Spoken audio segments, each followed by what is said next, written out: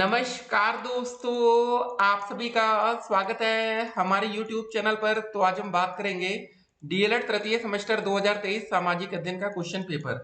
जी हाँ दोस्तों, 7 जुलाई 2023 को कैसा पेपर आएगा, सभी अति लघु उत्तरीय प्रश्नों को हम इस वीडियो में देखने वाले हैं। तो आप लोग इस वीडियो को शुरू से लेकर अंत तक देखिएगा। इसके बाद हमने पार्ट 1 में बहुविकल्पी और पार्ट 3 में लघु उत्तरीय प्रश्नों को भी बताया है। तो इन 3 वीडियो को जब आप देखकर पेपर में जाएंगे तो डेफिनेटली पेपर में एक अच्छा स्कोर करेंगे। चलिए समय ज्यादा न लेते हुए वीडियो को शुरू करते हैं।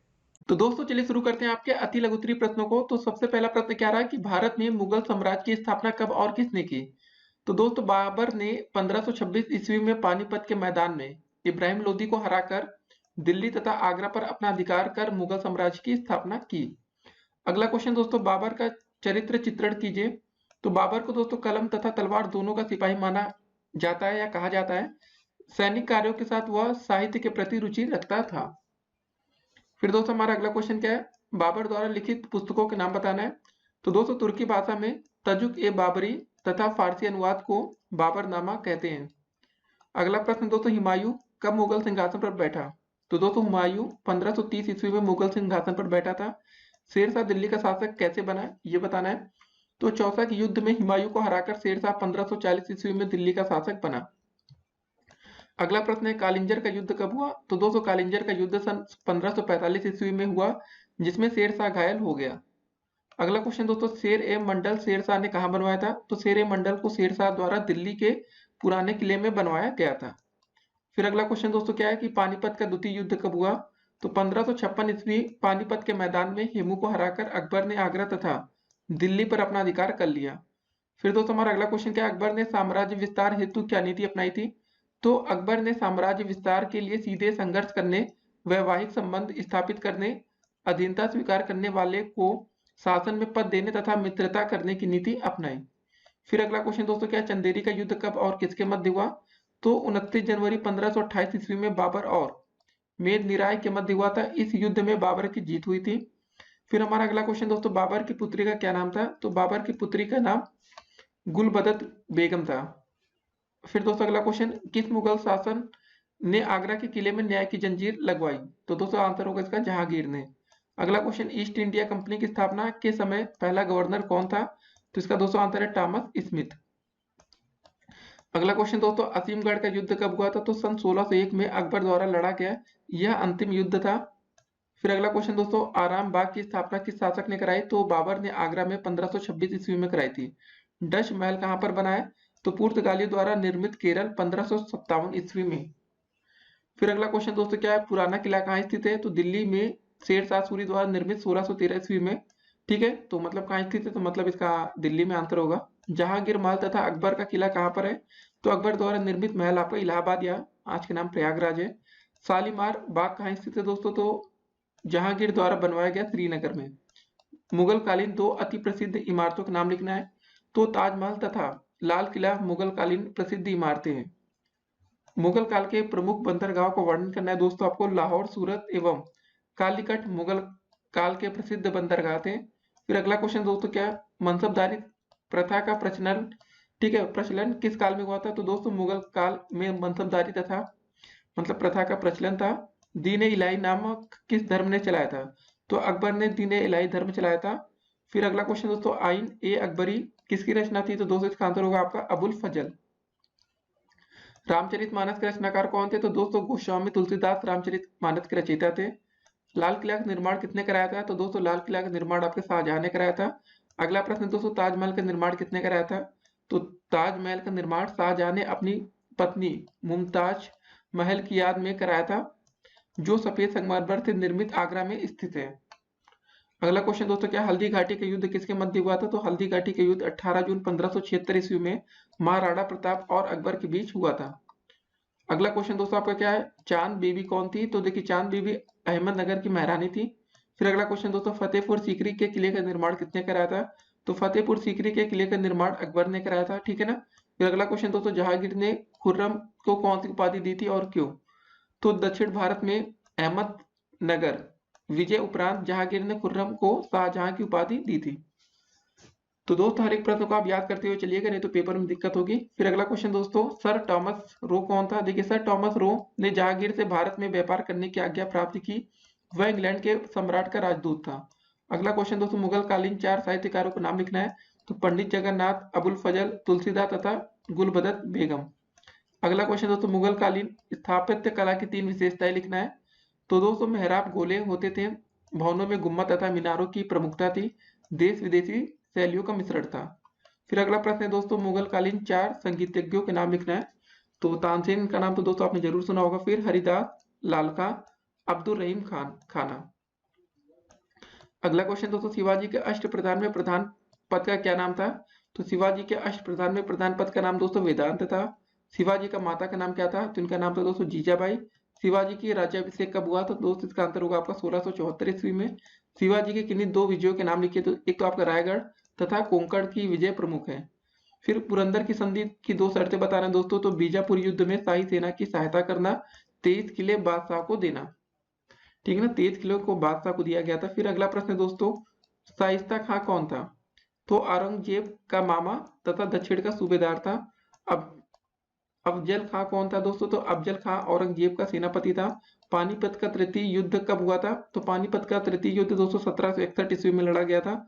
शाहजहां का शासनकाल कब से कब तक रहा? तो शाहजहां का शासनकाल दोस्तों आपका 1628 ईस्वी से 1658 ईस्वी तक रहा। औरंगजेब का शासनकाल कब से कब तक रहा? तो औरंगजेब का शासनकाल दोस्तों 1658 ईस्वी से लेके 1707 ईस्वी तक रहा। फिर अगला प्रश्न हमारा आता है कि अंग्रेज भारत में कौन सी फसलें पैदा करवा रहे थे? तो दोस्तों नील, पटसन, अफीम, गन्ना, चाय और कहवा। कर्नाटक का प्रथम युद्ध 1746-48 ईस्वी को के क्या कारण थे, ये बताना है। तो दोस्तों इसके 2 प्रमुख कारण थे कि अमेरिका के उपनिवेशों को लेकर आपसी झगड़ा और भारत में व्यापारिक प्रतिस्पर्धा। फिर अगला क्वेश्चन दोस्तों, कर्नाटक का तृतीय युद्ध 1748-54 ईस्वी क्यों हुआ था? हैदराबाद तथा कर्नाटक राज्यों की राजगद्दी के संदर्भ में अंग्रेजों तथा फ्रांसीसियों में युद्ध हुआ। फिर बक्सर का युद्ध 1764 ईस्वी का परिणाम क्या हुआ? बंगाल में मीर कासिम की पराजय से अंग्रेजों के पैर भारत में और मजबूत हो गए। फिर अगला क्वेश्चन दोस्तों, ब्रिटिश कंपनी ने भारत में राजनीति सत्ता हासिल करने के लिए क्या उपाय किए? तो अंग्रेजों ने राजाओं और नवाबों के बीच कुचक्र, फूट डालना, आपस में लड़ाना आदि तरीकों को अपनाया। फिर दोस्तों हमारा अगला प्रश्न क्या रहा? रेगुलेटिंग एक्ट क्या था? ब्रिटिश सरकार ने भारत में कंपनियों के कार्यों पर नजर रखने के लिए 1773 ईस्वी में एक एक्ट बनाया, जिसे रेगुलेटिंग एक्ट कहते हैं। फिर अगला प्रश्न दोस्तों, वारेन हेस्टिंग्स बंगाल का गवर्नर कब बना था? तो दोस्तों इसका आंसर होगा 1772 ईस्वी में वारेन हेस्टिंग्स बंगाल का गवर्नर बना और उसने दोहरे शासनकाल का अंत किया। अगला क्वेश्चन दोस्तों, विलियम बेंटिंक के कार्यों का आपको वर्णन करना है। तो सन 1828 ईस्वी में विलियम बेंटिंक गवर्नर बना, उसने जन कल्याण के कार्यों की ओर अपना ध्यान दिया। फिर अगला प्रश्न दोस्तों, संसार को कितने प्राकृतिक प्रदेशों में बांटा जा सकता है? तो दोस्तों एक तो हो जाएगा आपका शीत कटिबंधीय प्रदेश जैसे टुंड्रा प्रदेश और टैगा प्रदेश। फिर दोस्तों शीतोष्ण कटिबंधीय प्रदेश आपका भूमध्य सागरीय प्रदेश, शीतोष्ण पठार और मरुस्थल शीतोष्ण मानसूनी या चीन तुल्य प्रदेश। फिर अगला प्रश्न दोस्तों क्या रहा? एशिया महाद्वीप को समझाना है। तो इस महाद्वीप में 49 देश हैं। संसार का 1/3 भाग एशिया महाद्वीप के अंतर्गत आता है। इसमें सबसे छोटे देश मालदीव व सिंगापुर तथा सबसे बड़े देश दोस्तों आपका रूस है। आपको वनों के प्रकार बताना है। तो दोस्तों विश्व में निम्न प्रकार के वन पाए जाते हैं। आपका एक तो हो जाएगा भूमध्य रेखीय उष्ण आर्द्र सदाबहार वन, दूसरा उष्ण कटिबंधीय चौड़ी पत्ती वाले पर्णपाती वन, तीसरा दोस्तों आपका शीतोष्ण कटिबंधीय वन, चौथा है शीतोष्ण कटिबंधीय सदापर्णी वन और पांचवा शीत कटिबंधीय संकुल सदापर्णी वन। फिर दोस्तों हमारा अगला प्रश्न क्या रहा कि कंगारुओं का देश किसे कहते हैं? तो आपको ध्यान आ गया होगा ऑस्ट्रेलिया को। फिर अगला क्वेश्चन दोस्तों क्या है? विश्व विख्यात पिरामिड कहाँ पर है? तो इसका आंसर होगा मिस्र में। दुनिया की छत किसे कहते हैं? तो दोस्तों इसका आंसर होगा पामीर के पठार को। यूरेशिया से आपका क्या अभिप्राय है ये बताना। देखिए यूरोप तथा एशिया को मिलाकर यूरेशिया कहा जाता है। विश्व की सबसे ऊंची पर्वत चोटी कहाँ पर? तो दोस्तों माउंट एवरेस्ट 8,850 या 48 कहीं कहीं मिलता है। विश्व की सबसे बड़ी प्रवाल भित्ति कहाँ पर स्थित है? तो दोस्तों इसका आंसर होगा प्रशांत महासागर में। भारतीय जलवायु को किस नाम से जाना जाता है? तो दोस्तों भारतीय जलवायु को उष्णकटिबंधीय मानसूनी जलवायु कहते हैं। भारत में कुल कितने क्षेत्रफल में कृषि होती है? तो दोस्तों भारत के कुल क्षेत्र के लगभग 51% भाग पर कृषि होती है। ठीक है। फिर अगला प्रश्न दोस्तों, संसार में शक्ति के साधन क्या क्या है? तो विश्व में प्राकृतिक शक्ति के साधन 3 है आपका। एक तो पहला कोयला हो जाएगा, खनिज तेल होगा और जल शक्ति। फिर अगला प्रश्न क्या है? उद्योगों की स्थापना हेतु किस किस की आवश्यकता होती है। तो दोस्तों उद्योगों की स्थापना हेतु आपका कच्ची सामग्री, बाजार, परिवहन के साधन, श्रम, पूंजी और शक्ति के साधनों की सहायता मतलब आवश्यकता होती है। अगला प्रश्न रहा वस्त्रों के प्रकार आपको बताना है। तो सभ्यता के विकास के साथ वस्त्रों के प्रकार में भी अभूतपूर्व परिवर्तन आता है। मानव आज सूती, रेशमी, ऊनी और कृत्रिम रेशा, रेयन, नायलॉन, टेरिलोन एवं डैक्रोन के वस्त्रों का प्रयोग कर रहा है। फिर अगर हमारा अगला प्रश्न क्या रहा, परिवहन के प्रमुख साधन कौन कौन थे ये बताना। तो दोस्तों इसके तीन मुख्य साधन है, एक तो थल परिवहन, जल और वायु परिवहन। जी हाँ दोस्तों, फिर अगला क्वेश्चन, जल परिवहन को कितने भागों में बांटा जा सकता है तो बताइए। तो जल मार्गों को तीन भागों में बांटा जा सकता है दोस्तों। एक तो आपका आंतरिक जल मार्ग होगा, नहर जल मार्ग और सामुद्रिक जल मार्ग। फिर अगला क्वेश्चन दोस्तों, वृक्षों के दो महत्व बताइए। तो वृक्ष वायुमंडल में कार्बन डाइऑक्साइड लेते हैं तथा ऑक्सीजन को प्रदान करते हैं। वृक्ष मृदा अपरदन को भी रोकते हैं, ठीक है ना, मृदा अपरदन याद रखना है। अगला क्वेश्चन दोस्तों, स्थल मार्ग से आपका क्या अभिप्राय है समझाना है। देखिए धरातल पर आने जाने के साधनों को स्थल मार्ग कहते हैं। स्थल मार्ग में सड़क तथा रेल मार्ग आते हैं। फिर दोस्तों अगला क्वेश्चन, रेल मार्ग पर आपको टिप्पणी करना है। तो भारत में रेल मार्ग परिवहन का मुख्य साधन है। वर्तमान में भारतीय रेल मार्ग की लंबाई 63,465 किलोमीटर है। जी हाँ दोस्तों, ये देखिए हमेशा अप टू डेट होती रहती है। तो गूगल पर दोस्तों इसको आप सर्च करेंगे तो हो सकता है कि आपको बिल्कुल लेटेस्ट जानकारी मिले। हो सकता है इस वीडियो को आप काफी देर में देख रहे हो इसलिए हम करें। उसके बाद दोस्तों अगला प्रश्न है, जल मार्ग से आपका क्या अभिप्राय है समझाना है। जहां नाव, स्टीमर, पानी का जहाज चलते हैं वह जल मार्ग कहलाता है। भारत के राष्ट्रीय जल मार्ग कौन से बताना है। तो भारत के तीन राष्ट्रीय जल मार्ग हैं। गंगा नदी पर इलाहाबाद व हल्दिया के बीच 1620 किलोमीटर। दूसरा दोस्तों ब्रह्मपुत्र नदी पर सदिया से धुबरी के बीच 891 किलोमीटर। तीसरा केरल में कोल्लम कोट्टापुरखंड 205 किलोमीटर का। फिर अगला क्वेश्चन दोस्तों, समुद्री जल मार्ग से क्या तात्पर्य ये बताना है। तो समुद्र के रास्ते से यात्रा एवं माल ढोने का कार्य करना समुद्री मार्ग कहलाता है। भारत का लगभग 295% व्यापार समुद्री जल मार्ग से ही होता है। तो सोचिए 95%। फिर अगला क्वेश्चन दोस्तों आपका क्या, बंदरगाह पत्तन किसे कहते हैं। तो समुद्र का कटा फटा सुरक्षित स्थान जहां पर पानी के जहाज आकर खड़े होते हैं और यात्री व माल उतारा और चढ़ाया जाता है, बंदरगाह या पत्तन कहलाते हैं। फिर अगला प्रश्न हमारा क्या रहा, कृषि से आपका क्या अभिप्राय है समझाना है। तो दोस्तों कृषि से तात्पर्य केवल खेती या फसलें उत्पन्न करना ही नहीं होता है, बल्कि पशुपालन, मुर्गी पालन, मधुमक्खी पालन, रेशम कीट पालन, बागवानी तथा मत्स्य पालन से भी होता है। अगला क्वेश्चन दोस्तों, खाद्यान्न फसलें कौन सी ये बताना है। तो इसका उत्तर होगा दोस्तों आपका गेहूं, चावल, जौ, चना, मटर, दालें, ज्वार, बाजरा आदि खाद्यान्न फसलें। नगदी फसलें कौन सी दोस्तों ये बताइए। तो गन्ना हो गया आपका, कपास, जूट, तिलहन, तंबाकू, औषधि पौधे आदि नगदी फसलें आती हैं। फिर अगला क्वेश्चन दोस्तों, पेय एवं बागवानी फसलें कौन सी ये बताइए। तो चाय, कहवा, रबड़, गर्म मसाले आदि पेय एवं बागवानी फसलें। रबी की फसलों का दोस्तों वर्णन करना। तो समय दोस्तों सर्दी के प्रारंभ में बुआई तथा ग्रीष्म के प्रारंभ में इसकी कटाई होती है। इसे दोस्तों उपज में हो जाएगा गेहूं, चना, जौ, मटर, सरसों, ठीक है, अलसी एवं राई। फिर अगला क्वेश्चन दोस्तों बात करेंगे खरीफ की फसलों का वर्णन आपको करना है। तो दोस्तों इसका उत्तर हो जाएगा आपका समय वर्षा प्रारंभ में बुआई तथा शीत ऋतु प्रारंभ में कटाई। ठीक है, खरीफ में दोस्तों जैसे आपका धान हो गया, मक्का हो गया, ज्वार, मूंग, जूट, मूंगफली आदि। जायद की फसलों का वर्णन करना है। तो समय मार्च अप्रैल में बुआई की जाती है, जैसे दोस्तों आपका तरबूज, खरबूजा, ककड़ी तथा सब्जियां आदि। आर्थिक विकास में खनिज पदार्थों के कोई 5 महत्वपूर्ण तथ्यों का वर्णन करना है। तो पहला पॉइंट दोस्तों, समस्त उद्योग धंधों का आधार, परिवहन के साधनों का विकास। तीसरा पॉइंट है ऊर्जा शक्ति के साधन, देश की सुरक्षा में योगदान। पांचवा, खनन से लाखों व्यक्तियों को रोजगार प्राप्त होना। फिर दोस्तों अगला प्रश्न हमारा क्या रहा, ऊर्जा के गैर परंपरागत साधन कौन से ये बताइए। तो पहला हो जाएगा आपका जौहरी ऊर्जा, दूसरा हो जाएगा जियो थर्मल ऊर्जा, तीसरा गोबर गैस, चौथा सौर ऊर्जा और पांचवा आपका परमाणु ऊर्जा। फिर अगला प्रश्न, हिमालय के महत्व पर 2 वाक्य आपको लिखना है। तो पहला पॉइंट क्या होगा, हिमालय पर्वत भारत की जलवायु को नियंत्रित करता है। दूसरा पॉइंट है दोस्तों, हिमालय पर्वत उत्तरी विशाल मैदान में बहने वाली नदियों का जल स्रोत है। फिर अगला क्वेश्चन दोस्तों, उत्तर के विशाल मैदान को कितने भागों में बांटा गया ये बताइए। तो पहला आपका सिंधु नदी का मैदान, सिंध द्रोणी, दूसरा गंगा का मैदान, गंगा द्रोणी और तीसरा ब्रह्मपुत्र का मैदान, ब्रह्मपुत्र घाटी। फिर दोस्तों हमारा अगला क्वेश्चन है कि बॉक्साइट क्या होता है, इसको समझाना है। देखिए बॉक्साइट खानों से निकाला जाता है। बॉक्साइट को गलाकर शुद्ध एल्युमिनियम अलग कर लिया जाता है, जिसका उपयोग वायुयान, विद्युत तार, फर्नीचर तथा बर्तन बनाने में लिया जाता है। फिर अगला क्वेश्चन दोस्तों, मैंगनीज क्या है। यह महत्वपूर्ण खनिज है, इसका अधिकतर प्रयोग लौह इस्पात उद्योग में किया जाता है। भारत मैंगनीज का सबसे बड़ा उत्पादक देश भी है। अगला क्वेश्चन दोस्तों, अभ्रक से क्या अभिप्राय है ये समझाना है। देखिए आपने गुलाल अबीर में चमकीला पदार्थ देखा होगा, यह पदार्थ ही अभ्रक है। भारत विश्व का सबसे अधिक अभ्रक उत्पादन करता है। अगला क्वेश्चन दोस्तों आपका कोयला क्या है? कोयला खनिज पदार्थ है जिसे खानों में निकाला जाता है तथा ऊर्जा के रूप में इसका ईंधन भट्टियों में प्रयोग किया जाता है। फिर दोस्तों बात आती है आपके खनिज तेल से क्या अभिप्राय, ये बताना है। खनिज तेल तो खनिज तेल अवसादी सैलों में रंध्रों छिद्रों में पाया जाता है। खानों से निकले तेल को कच्चा तेल भी कहते हैं। फिर दोस्तों हमारा अगला प्रश्न क्या रहा? प्राकृतिक गैस से क्या तात्पर्य समझाना है। तो प्राकृतिक गैस के स्थल सागर तथा महासागर के तलीय भागों में पाए जाते हैं। इसको मशीनों के द्वारा निकाला जाता है। इसका उपयोग गैस चूल्हा चलाने, बिजली उत्पादन तथा मोटर इंजनों को चलाने में किया जाता है। फिर दोस्तों हमारा अगला प्रश्न क्या रहा? केंद्रीय सरकार के अंग बताना है। देखिए केंद्र सरकार के 3 अंग है, व्यवस्थापिका, कार्यपालिका और न्यायपालिका। फिर अगला प्रश्न संसद से आपका क्या अभिप्राय, ये बताना है। देखिए संसद का निर्माण लोकसभा, राज्यसभा तथा व्यवस्थापिका को मिलाकर हुआ है। संसद का सदस्य जनता द्वारा प्रत्यक्ष रूप से चुने जाते हैं। फिर अगला क्वेश्चन दोस्तों लोकसभा भंग की स्थिति को समझाइए।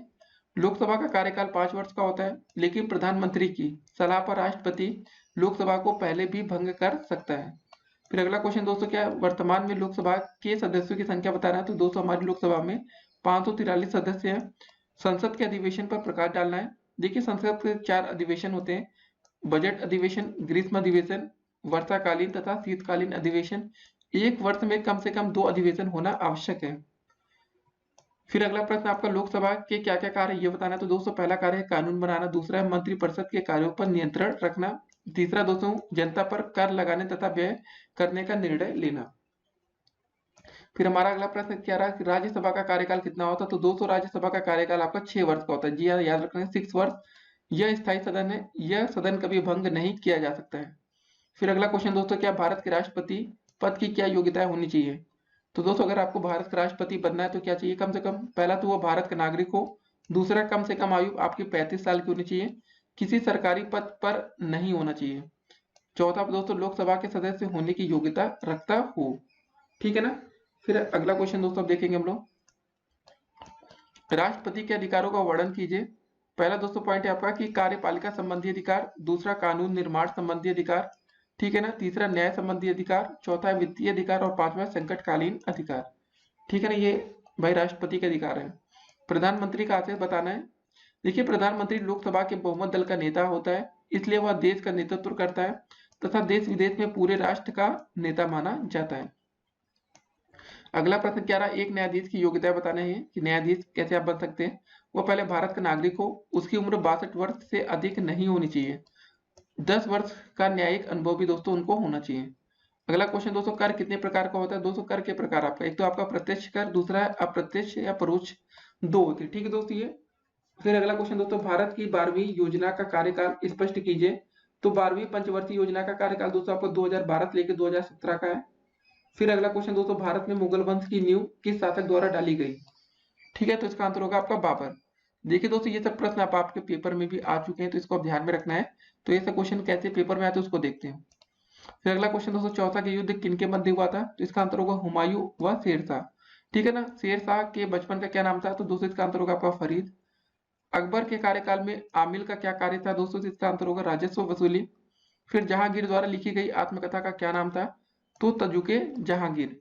ठीक है ना। फिर दीवाने खास तथा दीवाने आम किस शासक द्वारा बनवाए गए थे? इसका आंसर होगा आपका शाहजहां। फिर दोस्तों अगला क्वेश्चन हमारा निम्नलिखित में से धात्विक पदार्थों को छांटकर आपको लिखना है।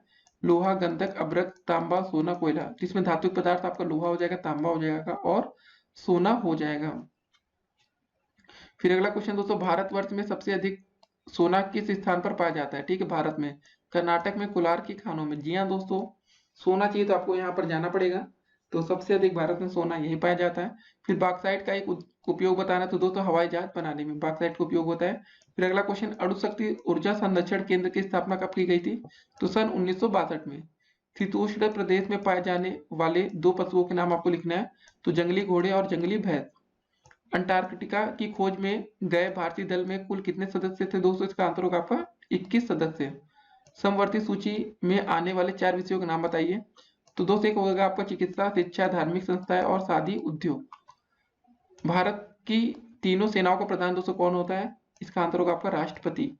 लोकसभा के सदस्यों का कार्यकाल कितने वर्ष का होता है? 205 साल। ठीक है ना। 5 साल में आपकी सरकार चेंज होती है, आपको पता ही होगा। बाबरनामा किसके द्वारा लिखी गई थी दोस्तों? बाबरनामा बाबर की आत्मलिखित कृति है, ठीक है ना। फिर दोस्तों बात आती है कबूलियत किसे कहा जाता था दोस्तों? किसानों द्वारा अपनी भूमि एवं उस पर देय लगाने का विवरण सरकार को लिखित रूप में देने को कबूलियत कहा जाता था। फिर दोस्तों अगला क्वेश्चन हमारा आता है कि हल्दी घाटी का युद्ध कब और किसके बीच में हुआ था? तो आपका हल्दी घाटी का युद्ध दोस्तों आपका 18 जून 1576 ईस्वी में महाराणा प्रताप और अकबर के बीच हुआ था। अगला क्वेश्चन दोस्तों, भारत में फ्रांसीसियों की असफलता के 2 कारण लिखना है। तो दोस्तों चलिए इसके असफलता के कारण देखते हैं। पहला आपका हो जाएगा कंपनी की आर्थिक दशा अच्छी नहीं थी। दूसरा, उसके कर्मचारी कंपनी के कार्यों में अधिक रुचि नहीं लेते थे। तीसरा बिंदु दोस्तों ये है कि भारत में मतलब उनमें परस्पर मतभेद तथा एकता का अभाव था। चौथा पॉइंट दोस्तों, फ्रांस की सरकार कंपनी के मामलों में उचित ध्यान नहीं देती थी। फिर दोस्तों अगला क्वेश्चन, हुमायूं और शेरशाह के बीच कौन कौन से युद्ध हुए? देखिए हुमायूं और शेरशाह के बीच दोस्तों निम्न युद्ध हुए। 1539 में चौसा का युद्ध और 1540 में कन्नौज का युद्ध। अगला क्वेश्चन दोस्तों, परमाणु ऊर्जा के महत्वपूर्ण स्रोत कौन कौन से हैं? तो सबसे पहले आपने यूरेनियम का नाम तो सुना ही होगा, थोरियम तथा रेडियम खनिजों के विखंडन। अगला क्वेश्चन दोस्तों, धात्विक पदार्थों के 2 उदाहरण आपको लिखना है। तो लोहा, तांबा, टिन, जस्ता, सीसा, चांदी, सोना आदि।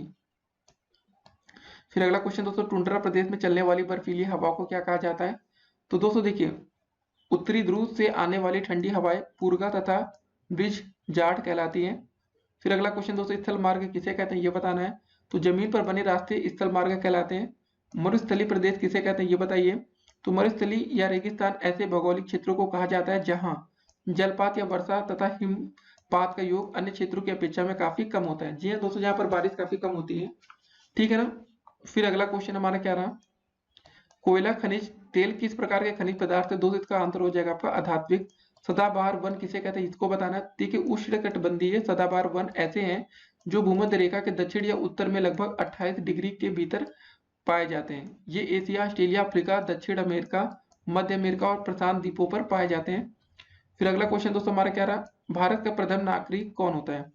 तो दोस्तों भारत का प्रथम नागरिक राष्ट्रपति होता है, इसको ध्यान में रखना है, ठीक है ना। अगला क्वेश्चन दोस्तों, संसदात्मक व्यवस्था किसे कहा जाता है? तो राष्ट्रपति लोकसभा और राज्यसभा को मिलाकर संसद बनती है। कानून बनाने का कार्य संसद के दोनों सदन करते हैं। फिर हमारा अगला प्रश्न क्या रहा, राज्यसभा के कितने सदस्यों को राष्ट्रपति द्वारा मनोनीत किया जाता है? तो दोस्तों राज्यसभा के 12 सदस्यों को राष्ट्रपति द्वारा मनोनीत किया जाता है।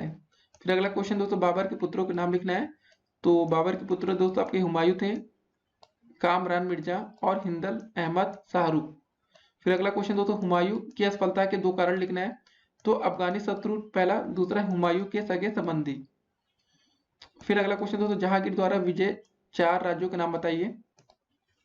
तो दोस्तों पहला हो जाएगा कंधार, फिर मेवाड़, अहमदनगर और कांगड़। फिर अगला क्वेश्चन दोस्तों हमारा क्या रहा, औरंगजेब ने दक्षिण भारत में किन राज्यों पर आक्रमण किया? तो बीजापुर तथा गोलकुंडा पर।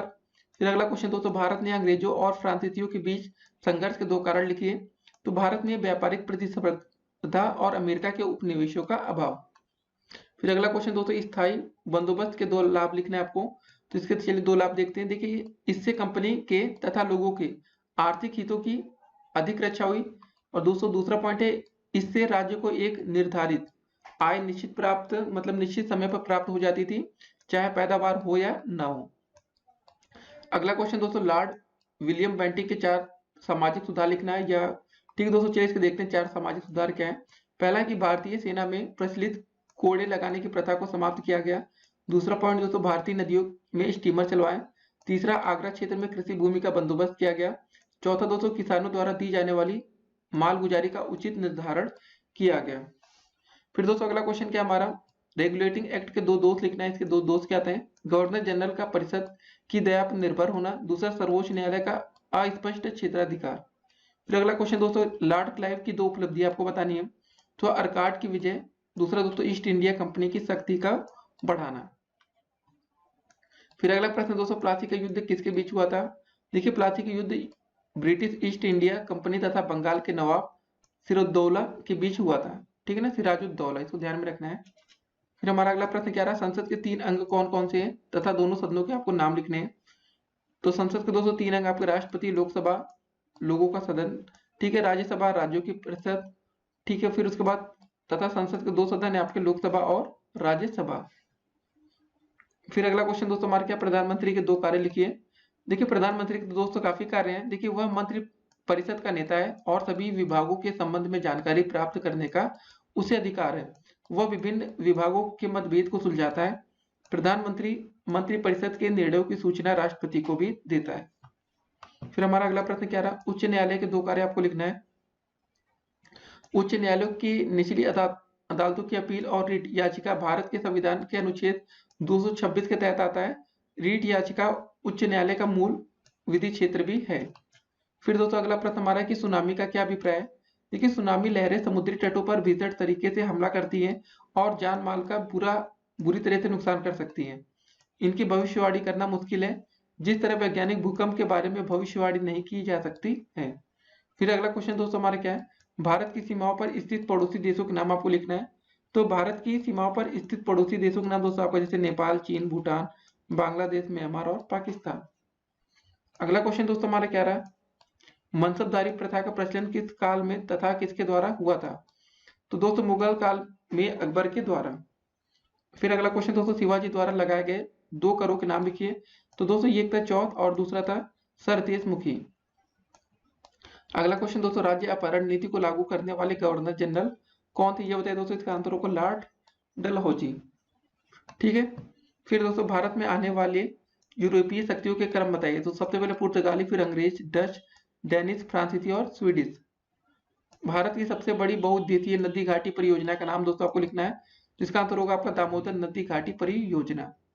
फिर अगला क्वेश्चन दोस्तों क्या है, वन से प्राप्त होने वाले 2 अप्रत्यक्ष लाभ बताइए। तो देखिए पहला तो ये हो जाएगा, वन वायुमंडल में CO2 की सांद्रता को बढ़ने देता। दूसरा पॉइंट दोस्तों, वन बादलों को अपनी ओर आकृष्ट करके जल वृद्धि कराने में सहायक होते हैं।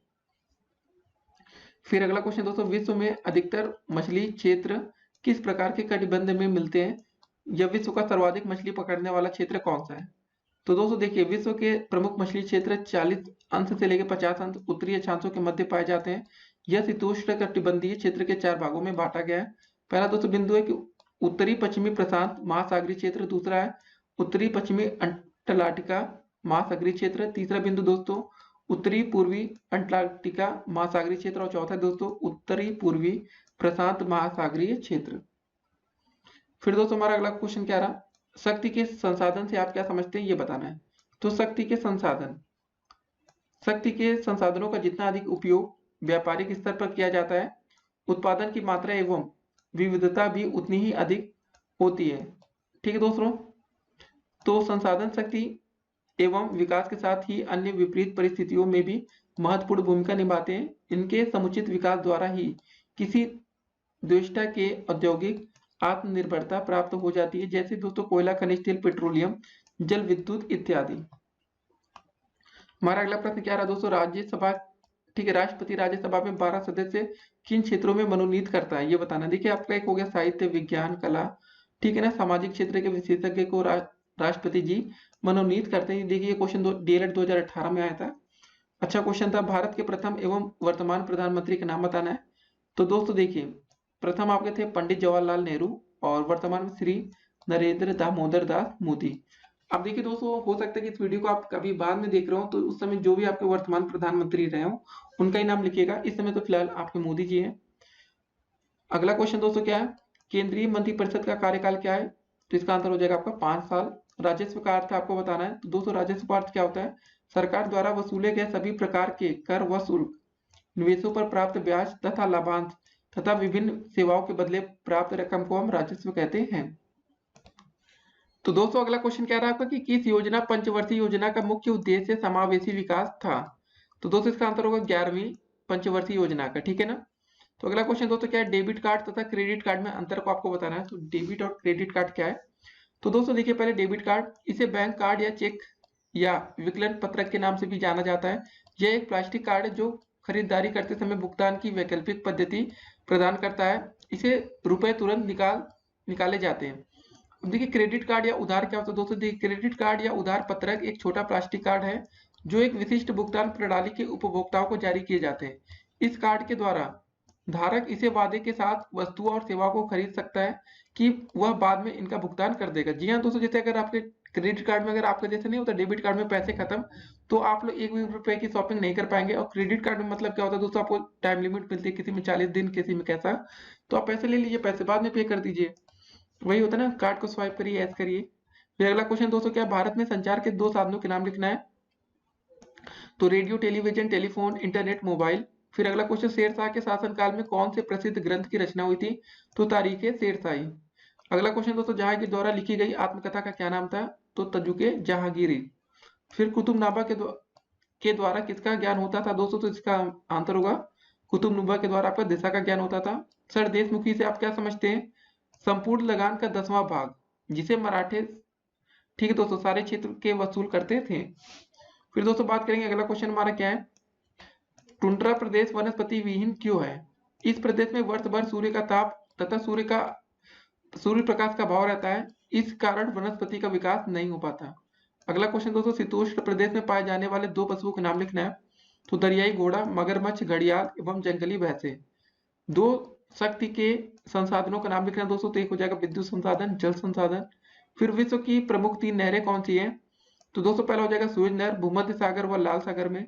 पनामा, ठीक है, पनामा नहर, प्रशांत महासागर व कैरिबियन सागर। फिर दोस्तों कीर नहर, तो उत्तरी सागर व बाल्टिक सागर में।